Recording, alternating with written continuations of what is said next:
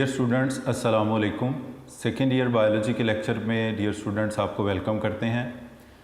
Dear students, previous lecture में हमने जो टॉपिक डिस्कस किया था वो था व्हाट इज़ जीन का टॉपिक, और उसमें हमने स्पेसिफ़िकली जो एक्सपेरिमेंट स्टडी किया था वो था बीडल एंड टेटम का एक्सपेरिमेंट, जिससे बीडल एंड टेटम ने प्रूव किया था one gene one enzyme, one gene one protein या one gene one polypeptide hypothesis को। तो उससे नेक्स्ट टॉपिक डियर स्टूडेंट आज हम डिस्कस करने जा रहे हैं, जिसका टाइटल है how DNA encodes protein structure. तो डियर स्टूडेंट, सबसे पहले हम यहाँ पर इस टॉपिक को पढ़ने के लिए जीन को डिफाइन करेंगे। Gene is a part of DNA. Gene DNA का पार्ट होता है और जीन को हम कहते हैं अ specific sequence of nucleotides, a specific sequence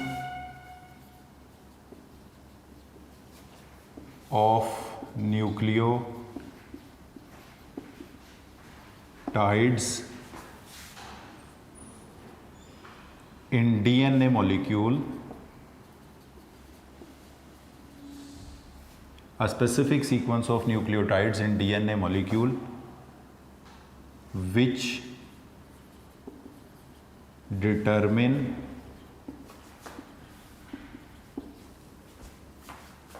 the sequence of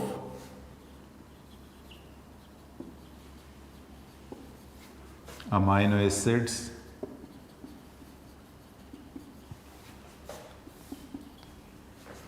in a polypeptide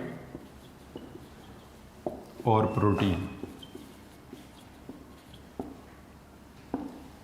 is known as gene। तो डियर स्टूडेंट्स, जीन को डिफ़ाइन हम कैसे करते हैं, इसको हम ये भी कहते हैं बेसिक यूनिट ऑफ इनहेरिटेंस, यानी जो छोटे से छोटा स्ट्रक्चर इनहेरिटेंस का रिस्पॉन्सिबल है वो जीन है। प्रॉपर इसको जब हम बायोलॉजिकल टर्म्स में डिफ़ाइन करते हैं बायोकेमिकली, तो इसको हम कहेंगे a specific sequence of nucleotides in DNA molecule which determine the sequence of amino acids in polypeptide और protein is known as gene.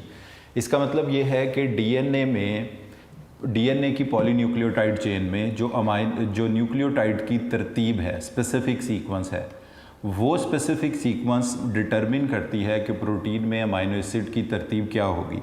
इसका मतलब ये हुआ कि जो हमने टाइटल आज के टॉपिक का लिखा हुआ है डीएनए एनकोड्स प्रोटीन स्ट्रक्चर, यानी बेसिकली जो प्रोटीन का स्ट्रक्चर होगा, जो भी प्रोटीन का स्ट्रक्चर में यही बात आती है कि प्रोटीन के अंदर अमाइनो एसिड की तरतीब क्या है। तो प्रोटीन के स्ट्रक्चर को एनकोड कौन करेगा? डीएनए। और डीएनए में ये एनकोडिंग किस फॉर्म के अंदर है? Specific sequence of nucleotides in DNA. ये बताएंगे कि sequence of amino acid protein के अंदर क्या होगा। यानी अब ये बात याद रख लें, हम कहते हैं कि हर कैरेक्टर को बॉडी के जीन कंट्रोल करता है। जैसे हम कहते हैं eyes colour, blood group, fingerprint, skin colour, जिस तरह के भी बॉडी के स्ट्रक्चर फंक्शन डेवलप होंगे, these all are controlled by the genes. तो जीन्स डियर स्टूडेंट खुद जाकर आंखों का रंग नहीं बनाएंगे, जीन्स खुद जाके ब्लड ग्रुप्स नहीं बनाएंगे, जीन्स खुद को एक्सप्रेस करते हैं बाय मेकिंग प्रोटीन। ये बात याद रख लें, genes always express themselves by making protein. जब भी हम कहते हैं कि ये जीन किसी भी कैरेक्टर को कंट्रोल करता है, तो ये जीन खुद को एक्सप्रेस कर रहा है। जीन एक्सप्रेशन किस फॉर्म में होता है? Genes always express themselves by making protein. Protein बना के जीन्स खुद को एक्सप्रेस करते हैं। तो इसका मतलब ये है कि प्रोटीन का जो भी स्ट्रक्चर होगा, जो भी अरेंजमेंट ऑफ अमाइनो एसिड होगी प्रोटीन के अंदर, वो डिटरमिन कौन करेगा? जीन। और जीन क्या है? Is a specific sequence of nucleotides in DNA. Dear students, इस डेफिनेशन को आप बुक से भी अंडरलाइन कर लें। पेज नंबर 139 की लास्ट 2 लाइन्स में देखें, the sequence of nucleotides, obviously nucleotide की सीक्वेंस किस में होती है? डीएनए में। That determines the sequence of amino acid, और अमाइनो एसिड की सीक्वेंस किस में होती है? प्रोटीन में। Of a protein is called gene. तो ये जीन की डेफिनेशन है जो मैंने आपके सामने ये लिखी भी है। तो specific sequence of nucleotides in DNA molecule which determine the sequence of amino acid in a protein और polypeptide chain is known as gene. और दूसरी इसकी बेसिक सी डेफिनेशन है, वो भी आप कर सकते हैं। Gene is defined as basic unit of biological inheritance, basic unit of biological inheritance को हम कहते हैं जीन। इसका मतलब ये है कि वो छोटे से छोटा स्ट्रक्चर जो किसी इन्फॉर्मेशन को पेरेंट से ऑफस्प्रिंग में पास करता है वो जीन है।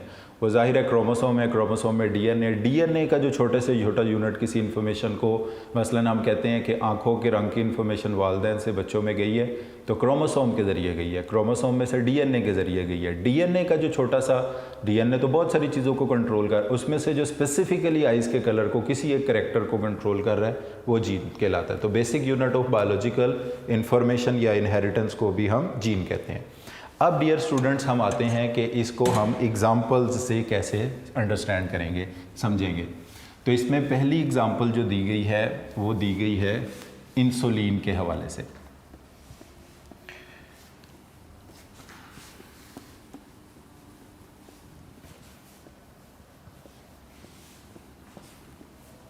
तो इसमें जो फर्स्ट एग्जाम्पल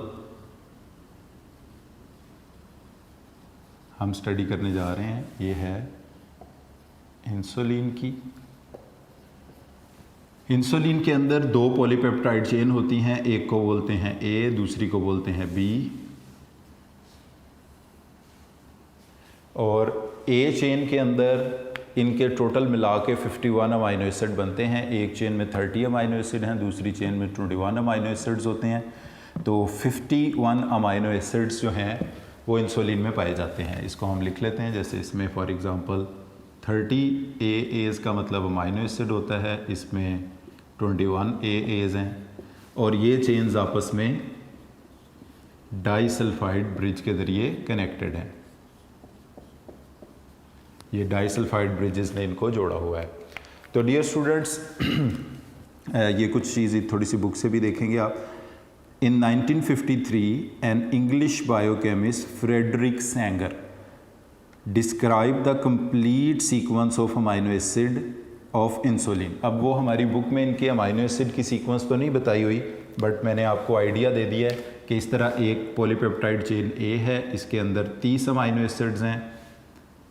दूसरी पॉलीपेप्टाइड चेन बी है, अब ये मैंने अंदाजे से सर्कल्स लगाए हैं, हो सकता है 30 हों, 30 ना भी हों।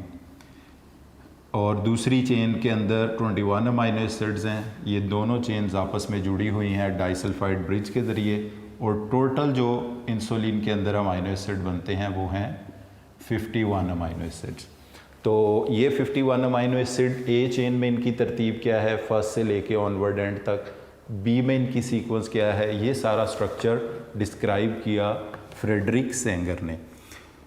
Frederick Sanger. Sanger's achievement was significant as it was demonstrated for the first time that protein consists of definable sequence of amino acid।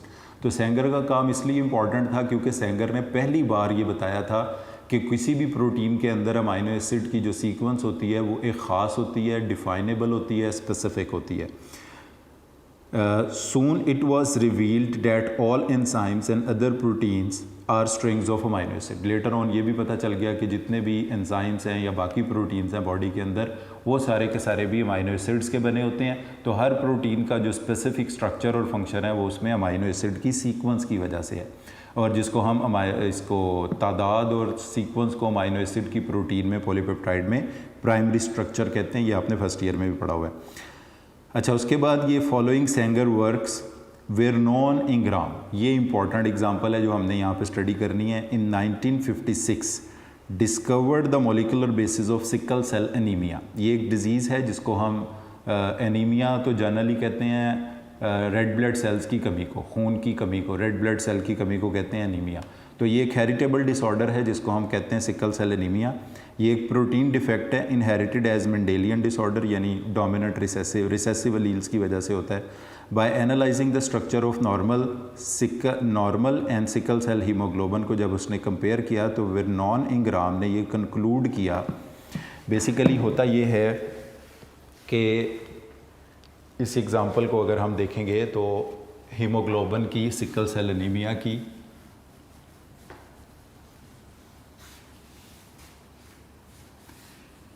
DNA के अंदर अगर अमाइनो एसिड्स की तरतीब जो है, ये मैं डीएनए की बात कर रहा हूँ यहाँ पे, डीएनए के अंदर अमाइनो एसिड की तरतीब है CTT, साइटोसिन, थायामीन, थायामीन। अब जब ये इनसे इंफॉर्मेशन आगे कन्वे होती है तो इस डीएनए की सीक्वेंस के मुताबिक पहले बनता है मैसेंजर आरएनए, मैसेंजर आरएनए। अब इसका कॉम्प्लीमेंट होगा गवानीन, एडिनिन, एडिनिन। अब ये जो मैसेंजर आरएनए है इसके पास ये 3 न्यूक्लियोटाइड का सीक्वेंस कहलाता है जेनेटिक कोड। ये आगे चल के हम इस टॉपिक को इन डिटेल भी पढ़ेंगे कि जेनेटिक कोड्स क्या होते हैं। और एक जेनेटिक कोड एक अमाइनो एसिड को स्पेसिफाई करता है।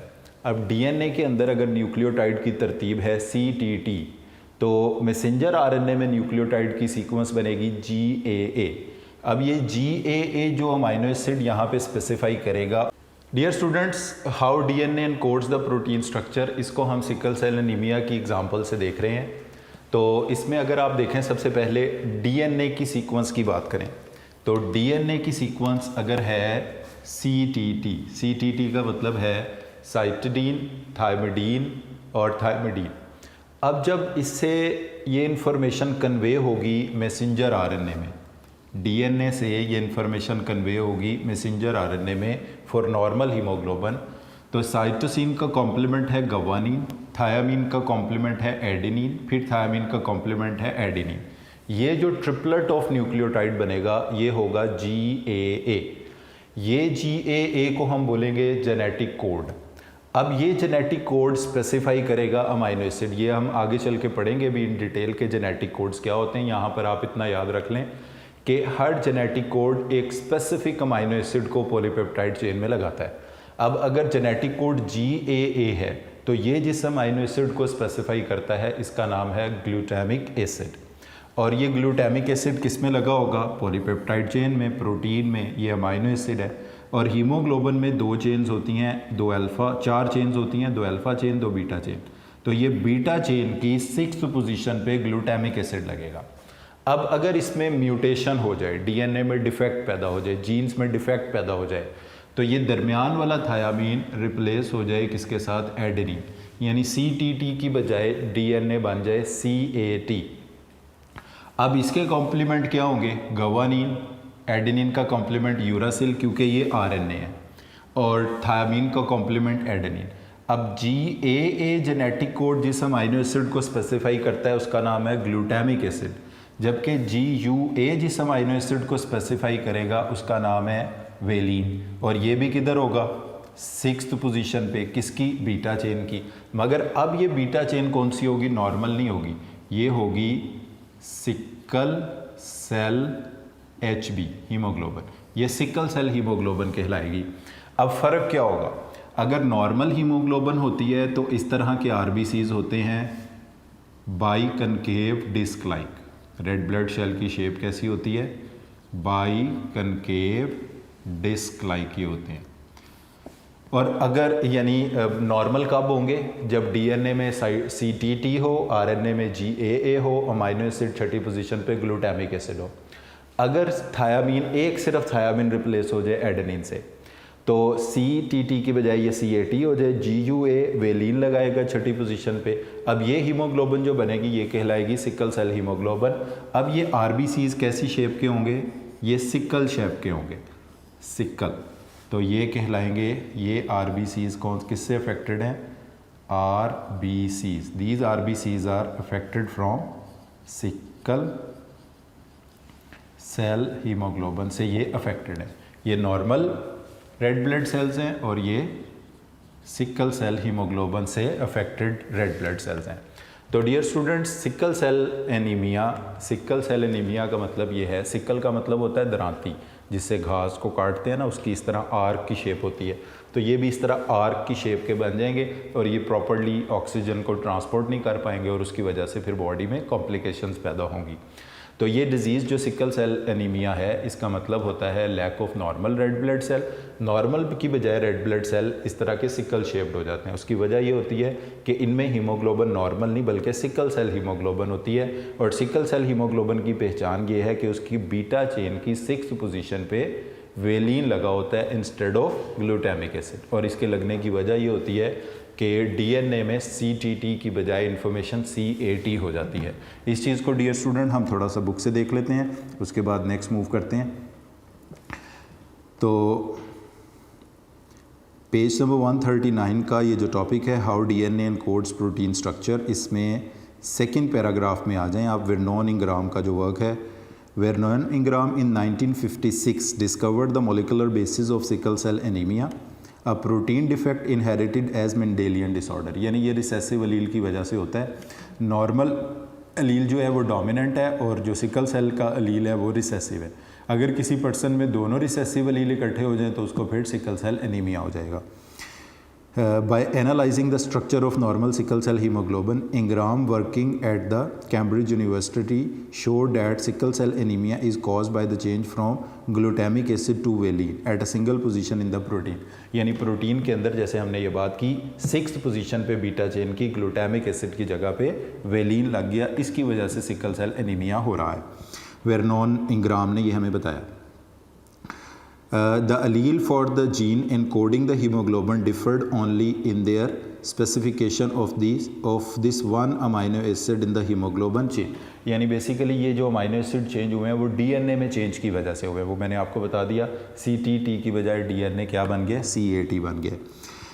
The experiments and other related ones have finally brought us to the clear understanding of the unit of heredity, the characteristics of sickle cell anemia, and the most other heritable traits are defined by the changes in the protein structure brought about by an alteration in the sequence of amino acid that make up the protein।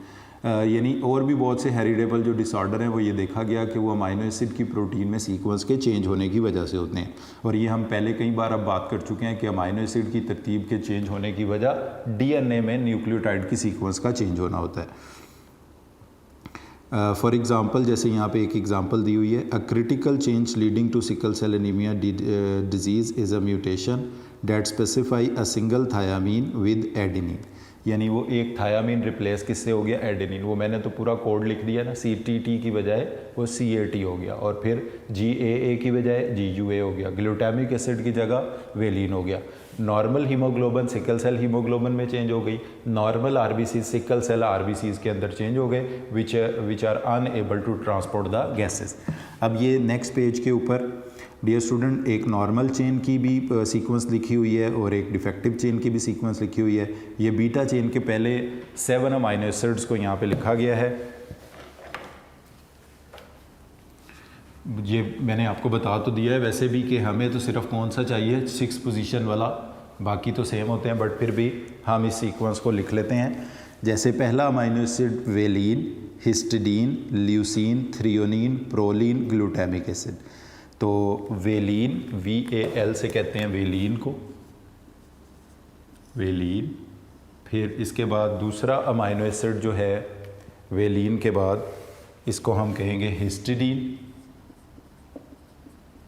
Histidine. फिर next amino acid जो होगा इसके बाद वो होगा leucine. इससे next amino acid होगा threonine. उससे नेक्स्ट अमाइनो एसिड जो होगा इसमें 1 पे वेलिन है, 2 पे हिस्टिडीन है, 3 पे ल्यूसीन है, 4 पे थ्रियोनिन है, 5 पे प्रोलिन और 6 पे glutamic acid.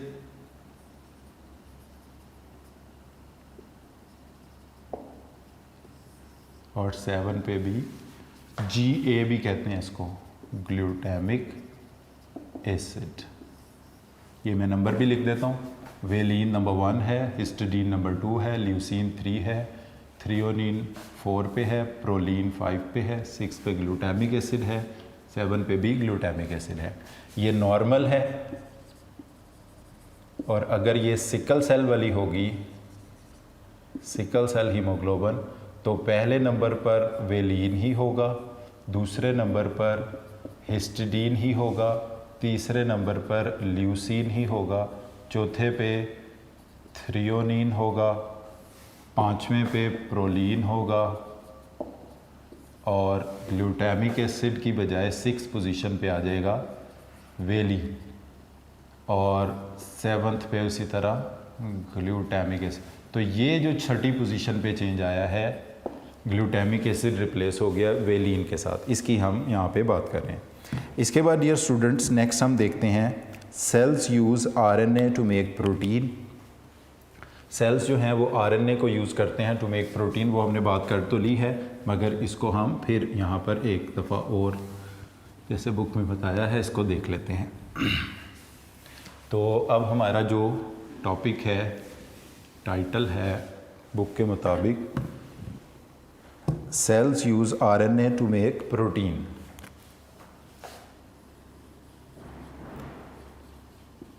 Use RNA ribonucleic acid to make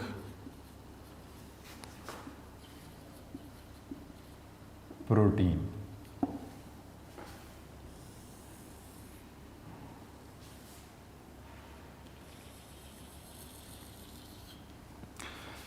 dear students, अभी हमने देखा कि डीएनए से बनता है आरएनए, आरएनए का जेनेटिक कोड फिर प्रोटीन स्पेसिफाई करता है पॉलीपेप्टाइड चेन के अंदर।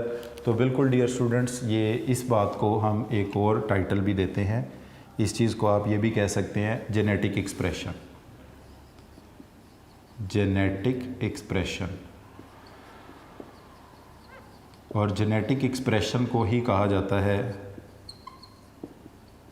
Central dogma. जेनेटिक एक्सप्रेशन कह दें, सेंट्रल डॉगमा कह दें, एक ही बात है। अच्छा, अब इसमें ये होता है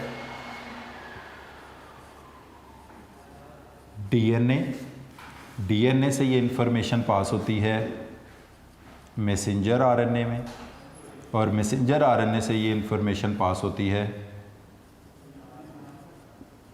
प्रोटीन में, जिसको हम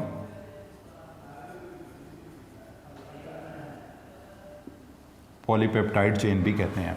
तो डियर स्टूडेंट, इसमें ये जो पहला प्रोसेस है इसको हम कहते हैं ट्रांसलेशन। पहले प्रोसेस को डीएनए से इंफॉर्मेशन के आरएनए में पास होने को कहते हैं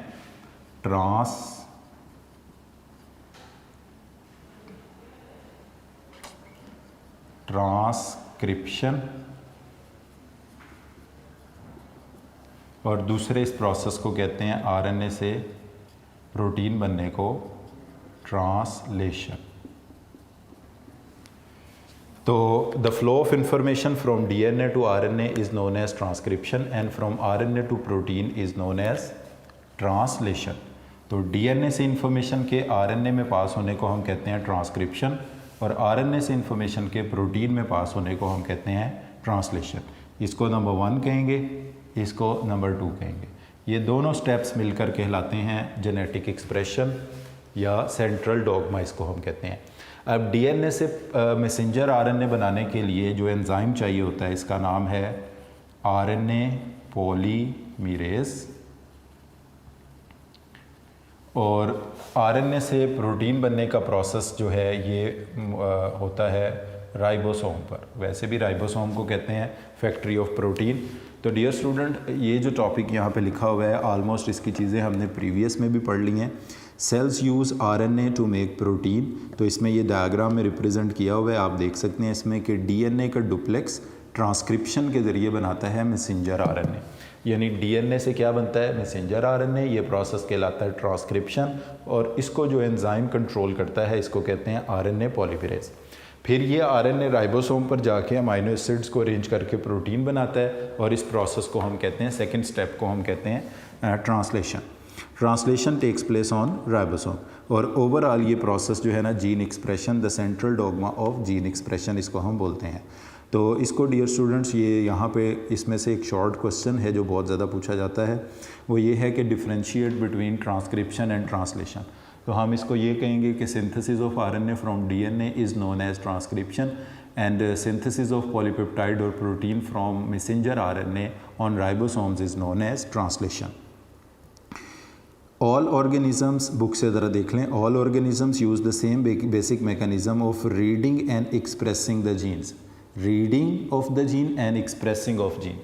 transcription reading of the gene है, यानी जीन से इंफॉर्मेशन आरएनए में चली गई, आरएनए से जब राइबोसोम पे प्रोटीन बनी तो ये एक्सप्रेसिंग हो गई, एक्सप्रेसिंग ऑफ जीन, यानी genes always express themselves by making protein, which is often referred as central dogma. The genetic information resides in DNA, which is also the main fountain head. ये अक्सर MCQ पूछा जाता है कि main fountain head cell का कौन होता है, तो main fountain head of cell, main fountain head of cell, यानी जो तमाम एक्टिविटीज़ का बुनियादी तौर पे जो जहाँ से शुरू होती हैं वो डीएनए, सेल की तमाम एक्टिविटीज़ को डीएनए ने कंट्रोल किया हुआ है। डीएनए क्रोमोसोम, क्रोमोसोम न्यूक्लियस में है। The genetic information resides on DNA, main fountain head हो गया। The genetic information flows down to RNA which is then converted to protein. The first step of central dogma is the transfer of information from DNA to RNA which occurs when a mRNA, mRNA का मतलब यहाँ पर होता है messenger RNA, which is taking message from the DNA to the ribosome for synthesis of polypeptide chain और protein. तो mRNA का मतलब होता है messenger RNA. Copy of gene is produce, इस प्रोसेस को the process is called transcription. तो ये डेफिनेशन होगी ट्रांसक्रिप्शन की। उसके बाद transcription is initiated by enzyme, और उसका नाम मैंने आपको बता दिया, जो एंजाइम ये काम करवाता है उसको कहते हैं आरएनए पॉलीमरेज एंजाइम, अंडरलाइन कर लें। Binds to a particular binding site called promoter located on the upstream of the DNA. ये इसका मतलब ये होता है कि डीएनए पर जिस जगह पर ट्रांसक्रिप्शन स्टार्ट होती है वो ऐसा नहीं है कि कहीं से भी डीएनए से आरएनए, एक ख़ास जगह से आरएनए बनता है, उस स्पेसिफिक साइट को डीएनए पर बोलते हैं प्रमोटर साइट, और इस प्रमोटर साइट को रिकॉग्नाइज कौन करता है, आरएनए पॉलीमरेज। तो बेसिकली डीएनए पे जहाँ से डीएनए का वो पार्ट जहाँ से ट्रांसक्रिप्शन होके मैसेंजर आरएनए बनेगा, वो ऐसा नहीं है कि डीएनए में कहीं से भी मैसेंजर आरएनए बन सकता है, वो एक स्पेसिफिक साइट से डीएनए की आरएनए बनने का प्रोसेस शुरू होता है, उसको प्रमोटर साइट कहते हैं, और इसको जो एंजाइम रिकॉग्नाइज करता है उसको कहते हैं आरएनए पॉलीमरेज। तो आरएनए पॉलीमरेज प्रमोटर साइट को रिकॉग्नाइज करता है ताकि डीएनए से मैसेंजर आरएनए बन जाए और ट्रांसक्रिप्शन का प्रोसेस इनिशिएट हो जाए, शुरू हो जाए। उसके बाद क्या होता है जी कि promoter site is located on the upstream of, यानी स्ट्रैंड्स ऑफ द जीन्स पर लोकेटेड होते हैं। The enzyme then move along the strand into the gene, messenger RNA synthesise a stop signal, मतलब वो ये हम सारी चीज़ पढ़ लेंगे ट्रांसक्रिप्शन में कि किस तरह से ये मैसेंजर आरएनए बनने का प्रोसेस 3 मरहले होते हैं। पहले ये इनिशिएट होता है, फिर ये एलोंगेट होता है, बनता रहता है, फिर ये ख़त्म होता है, टर्मिनेट होता है। उसके बाद ये मैसेंजर आरएनए राइबोसोम के पास जाता है। तो जब ये मैसेंजर आरएनए राइबोसोम के पास जाएगा तो ये दूसरा प्रोसेस शुरू हो जाएगा जिसको हम कहेंगे ट्रांसलेशन। तो वो नेक्स्ट पेज पर आप देखें, the second step of central dogma is the transfer of information from the RNA to the protein which occurs when information contained in the messenger RNA is used to direct the synthesis of polypeptide chain by ribosome. This process is called translation. इस process को हम translation बोलते हैं। तो जब ये RNA से ribosome पर अमाइनो एसिड को अरेंज करके प्रोटीन बनाया जाएगा, ये प्रोसेस कहलाएगा ट्रांसलेशन, इसको हम बोलेंगे। तो sequence of messenger RNA is translated into amino acid in the polypeptide chain. तो डियर स्टूडेंट, ये अक्सर शॉर्ट क्वेश्चन, यहाँ पे 2 शॉर्ट क्वेश्चन हैं जो पूछे जाते हैं। Differentiate between transcription and translation, ये ऐसे आता है, या ये क्वेश्चन इस तरह से पूछा जाता है, व्हाट इज़ सेंट्रल डोगमा। तो हम यही इसमें जवाब वही है, central dogma consist of 2 steps, first is the transcription and second is the translation. दोनों को हम इसमें डिफाइन कर देंगे। तो डियर स्टूडेंट्स, आज के लेक्चर में हमने 2 टॉपिक्स को डिस्कस किया है, how DNA encodes the protein structure, जिसमें हमने इंसुलिन और हीमोग्लोबिन की एग्जांपल स्टडी की। उसके बाद हमने देखा कि ये जेनेटिक एक्सप्रेशन या सेंट्रल डॉगमा कैसे होता है, जिसमें सेल्स आरएनए को यूज़ करके प्रोटीन बनाते हैं।